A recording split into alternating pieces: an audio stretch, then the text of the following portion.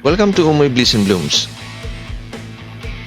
In this video, papakita namin ang step-by-step process ng paggawa ng dishwashing liquid gamit ang aming complete dishwashing liquid kit. Bago tayo mag-mix, kilalanin natin muna ang 13 components na bumubuo ng isang effective, mabula at hand-friendly dishwashing liquid. Bubble booster para sa mas maraming bula.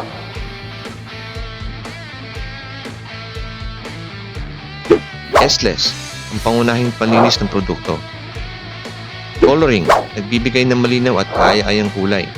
EDTA, tumutulong para mas maging effective kahit tap water din ang gamit.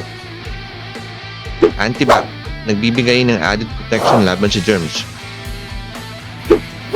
Thickener, para sa tamang lapot at consistency. Scent, nagbibigay ng fresh at mabangong amoy. Preservative, para tumagal ang kalidad ng produkto. Foam booster, dagdag lakas ng bula. Degreaser, panlaban sa sebo at mantika. Moisturizer, para hindi harsh sa kamay. Detergent builder, nagpapalakas ng cleaning power.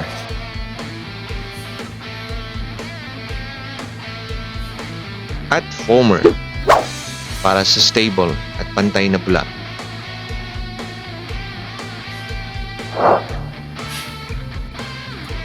Ngayong kumpleto na ang ingredients, simulan na natin ang actual mixing process.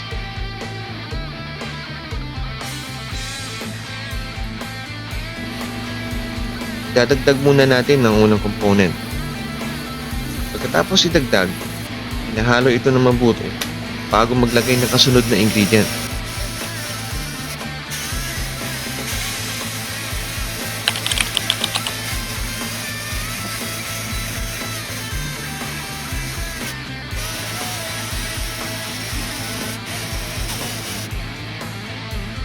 Next ingredient natin ay S-less.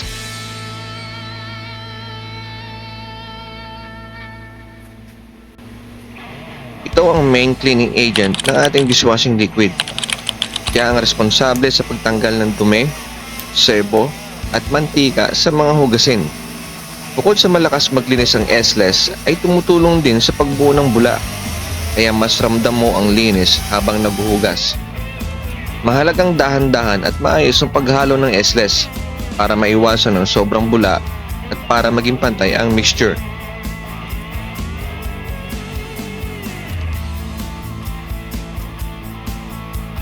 Kapag tama ang pagkakahalo ng S-less, mas magiging effective, smooth, at stable ang dishwashing liquid. Kaya siguraduhin na fully mix muna ang S-less bago idagdag ang susunod na ingredient.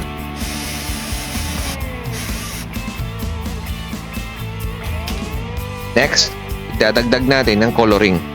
Ang coloring ay nagbibigay ng malinis at kaaya-ayang kulay sa dishwashing liquid. Kaya mas presentable at pleasant itong gamitin. Hindi lang ito para sa looks, nakakatulong din ang tamang kulay para madaling ma-identify ang produkto. Mahalagang konti-konti lang ang pagdagdag ng coloring dahil mas madaling magdagdag kaysa magbawas. Hinahalo-halo ito ng mabuti para maging pantay ang kulay at walang namumuong patches. Kapag maayos ang paghalo ng coloring, mas nagiging professional looking ang finished dishwashing liquid.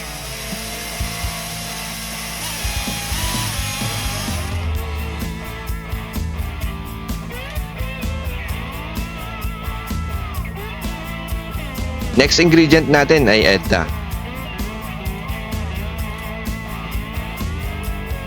Nakakatulong ito para mas gumana na maayos ang ibang ingredients, lalo na ang mga panlinis at pampabula. Kapag may EDTA, mas nagiging stable at consistent ang quality ng produkto. Mahalagang haluin ito na mabuti para siguradong pantay ang halo bago idagdag ang susunod na component.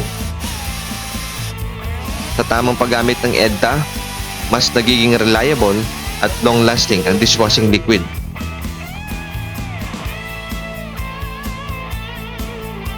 Next ingredient natin ay Antibac. Ang antibac ay tumutulong sa pagpatay ng germs at bakterya na kadalasang naiipon sa mga hugasin. Importante ito para masiguradong hindi lang malinis sa itsura ang mga plato at paso, kundi malinis din sa mikrobyo. Mahalagang haluin at maayos ang antibac para maging pantay ang protection sa buong mixture. Kapag tama ang pagkahalo ng antibac, mas nagiging safe at hygienic ang dishwashing liquid para sa araw-araw na gamit. Kaya siguraduhin fully mix muna ang antibac bago idagdag ang susunod na ingredient.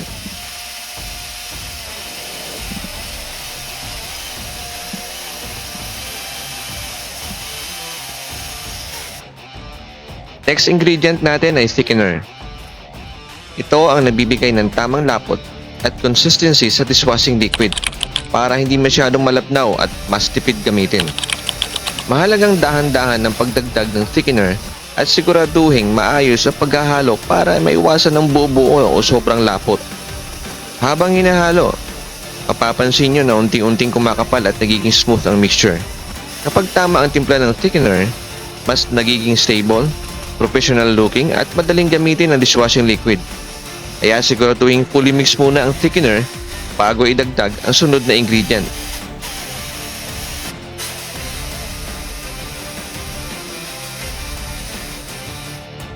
Next ingredient natin ay ang scent. Ito ang nagbibigay ng fresh at mabangong amoy sa dishwashing liquid, kaya mas enjoyable gamitin araw-araw. Bukod sa bango, nakakatulong ang tamang scent para magtanggal ng amoy ng sebo at pagkain sa mga hugasin. Mahalagang konting-konti lang ang pagdagdag ng scent dahil masyadong strong na amoy ay pwedeng maging overpowering. Hinahalo ito na mabuti para maging pantay ang bango sa buong mixture.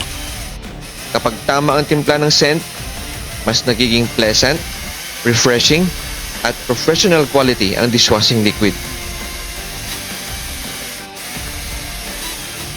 Next ingredient, preservatives. Ang preservatives ay mahalaga para mapanatili ang kalidad ng dishwashing liquid at maiwasan ang pabilis na pagkasira nito. Tinutulungan nito na pigilan ang paglago ng bakterya at molds, lalo na kapag matagal nang nakaimbak ang produkto. Mahalagang sundin ang tamang sukat at haluin ito na mabuti para maging pantay ang proteksyon sa buong mixture. Kapag tama ang pagkalagay ng preservatives, mas nagiging stable, safe, at long-lasting ang dishwashing liquid. Kaya siguraduhin fully mix muna ang preservative bago idagdag ang sunod na ingredient.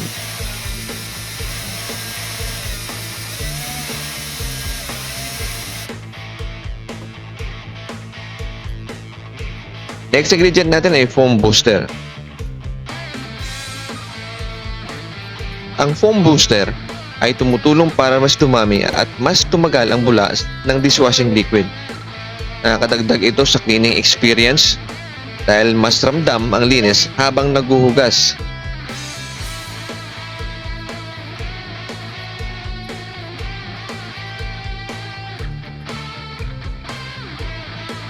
Mahalagang haluin ito mabuti para mas stable at pantay ang bula sa buong mixture.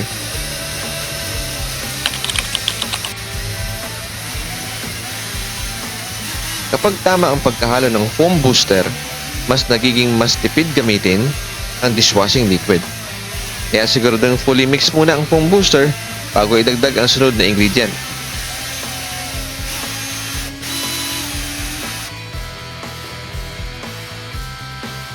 Next ingredient natin ay degreaser.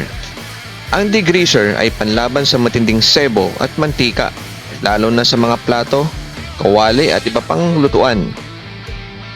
Ito ang tumutulong para madaling matanggal ang kapit-kapit na oil at food residue kahit hindi pa ulit-ulit ng kuskus. Mahalagang haluin na mabuti ang degreaser para siguradong pantay ang lakas ng linis sa buong mixture. Kapag tama ang pagkahalo ng degreaser, mas nagiging powerful sa mantika pero banayad pa rin sa kamay ang dishwashing liquid.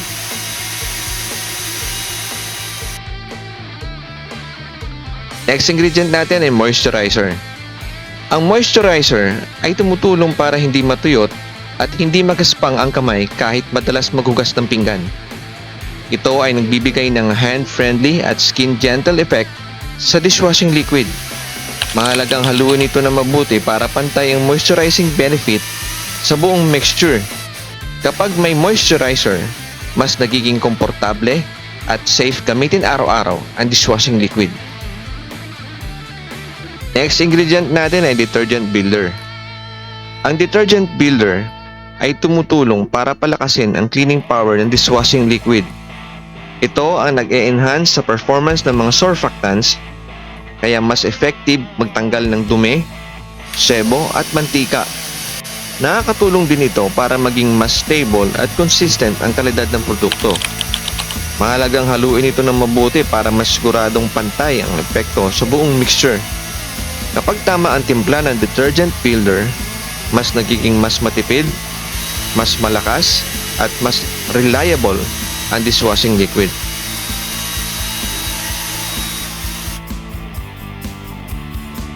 And now, for our last component, ang foamer.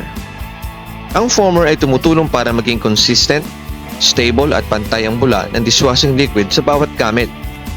Ito ang nag-i-ensure na hindi biglang nawawala ang bula habang naghuhugas, kaya mas sulit gamitin ang produkto. Mahalagang haluin ito ng maayos para mag-lock in ang final texture at foamy quality ng dishwashing liquid. Kapag naidagdag na ang foamer, kumpleto na ang ating formula. Malakas sa mantika, mabula at banayad sa kamay. At dahil ito ang huling ingredient, siguraduhin na pantay at smooth ang mixture bago itigil ang pagkahalo. Sa bandang huli ng proseso, makikita na ang tamang lapot at consistency na hinahanap natin.